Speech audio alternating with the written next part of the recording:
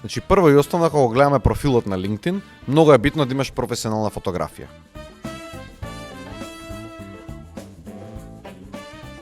Кавер, односно слика над профилната, треба да прикажува некако што ти како личност и како професионалец можеш да дадеш како додадена вредност. Второ е оној хедлайн, што е тоа што треба да луѓето прво кога ќе прочитаат за вас да сватат кој сте и што сте. Значи многу е битно која порака сакате да ја пратите, ама тој хедлайн е многу клучен. Следно, мора да ви е детално опишано каде се сте работеле и кои се ви биле обврските таму каде што сте работеле, сите проекти кои што сте ги имале, цело ваше образование, се што може и што самиот LinkedIn ви сугерира да пополните да направите, треба да го направите.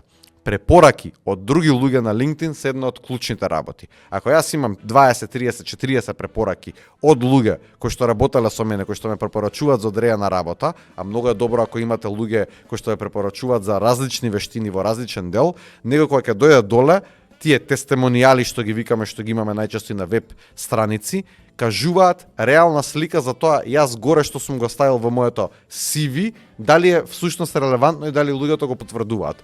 Тоа на интернет го викаме social proof, односно општествен доказ дека тоа што го кажуваме држи вода.